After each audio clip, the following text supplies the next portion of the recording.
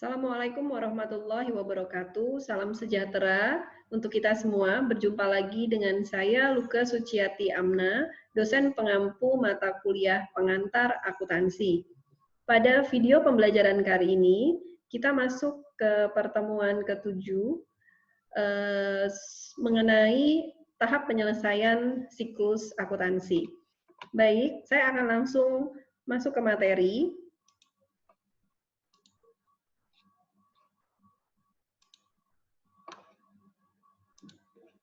Tahap penyelesaian siklus akuntansi.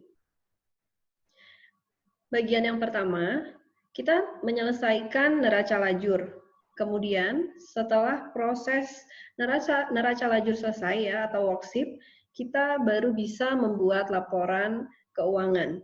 Kemudian, kita mencatat dan memindah bukukan ayat jurnal penyesuaian, dan yang terakhir, ayat jurnal penutup. Ayat jurnal penyesuaian dan ayat jurnal penutup ini jika memang dibutuhkan. Jika tidak dibutuhkan, tidak diperlu kita buat. Kemudian yang pertama, neraca lajur. Tahap pertama yang harus kita lalui adalah kita membuat worksheet, di mana dari awal pencatatan akuntansi yang dimulai dari jurnal, kemudian buku besar, neraca saldo, dan setelah disesuaikan, kemudian kita baru bisa memisahkan akun-akunnya ke dalam laporan laba rugi dan juga laporan posisi keuangan. Laporan itu semua dibuat dalam satu worksheet atau neraca lajur. Di sini saya buat pengertian neraca lajur adalah suatu kertas kerja berkolom atau berlajur yang digunakan sebagai kertas kerja dalam mengiktisarkan ayat-ayat jurnal penyesuaian dan menyusun laporan keuangan. Neraca lajur ini biasanya terdiri dari kolom nama akun dan 10 kolom berikutnya merupakan 5 pasang kolom debit dan kredit. Yang pertama adalah neraca saldo, ya. Yang kedua, jurnal penyesuaian. Yang ketiga, neraca saldo setelah penyesuaian. Yang keempat, laporan laba rugi. Dan yang terakhir adalah laporan posisi keuangan. Neraca lajur itu sendiri di dalam sistem akuntansi yang dikomputerisasi, neraca lajur tersebut tidak perlu dibuat karena program komputer secara otomatis memindah bukukan ayat jurnal, ya, jurnal umum maupun jurnal penyesuaian yang dimasukkan ke dalam program, ke dalam akun-akun buku besar, dan juga secara otomatis nantinya menghasilkan suatu informasi keuangan dalam bentuk laporan keuangan.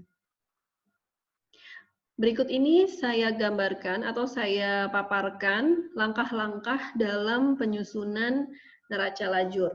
Pertama, kita harus memindahkan dulu data yang ada pada neraca saldo ke kolom neraca saldo yang ada pada neraca lajur. Ya, neraca saldo tersebut di mana ada kolom keterangan, kemudian kolom debit dan juga kolom kredit. Semua ketiga kolom tersebut kita pindahkan ke dalam kolom neraca yang ada di neraca lajur. Kemudian yang kedua, kita catatkan penyesuaian ke kolom penyesuaian. Jika ada transaksi-transaksi yang membutuhkan ayat jurnal penyesuaian, kita harus catat penyesuaiannya tersebut di kolom penyesuaiannya. Kemudian yang ketiga, gabungkan data yang ada pada kolom neraca saldo dengan kolom penyesuaian, hasil penggabungan pindahan ke kolom neraca saldo setelah penyesuaian. Artinya maksudnya begini, dari angka-angka yang asalnya dari neraca saldo kemudian disesuaikan pada kolom jurnal penyesuaian, hasilnya kita pindahkan ke dalam neraca saldo setelah penyesuaian. Keempat, Pindahkan data pada neraca saldo setelah penyesuaian tersebut ke kolom laba rugi untuk jenis-jenis akun pendapatan dan beban saja. Sedangkan sisanya, akun-akun sisanya, kita pindahkannya ke dalam neraca atau sekarang laporan posisi keuangan. Yang terakhir, kelima, tambahkan kolom debit dan kolom kredit yang ada pada neraca lajur khusus. Untuk kolom laba rugi dan neraca, total debit tidak sama total kredit. Selisih dari debit dan kredit tersebut itulah yang dinamakan laba atau ruginya. Gitu. Jadi selisih yang ada di dalam kolom rugi laba itu harus sama dengan selisih yang ada dari kolom neraca. Nah, setelah sama selisihnya, itu artinya neraca lajur tersebut sudah benar dibuatnya. Angka-angkanya sudah tepat menempatkannya di kolom debit dan juga kolom kredit. Berikut ini adalah contoh neraca saldo, ya. Neraca saldo dari Salon Dea. Di sini periode waktunya 30 Juni 2015, ya, per 30 Juni 2015. Kita bisa lihat akun-akunnya ada kas, piutang, perlengkapan, lengkap ya. Ada aset, ada hutang, modal, pendapatan, dan juga beban.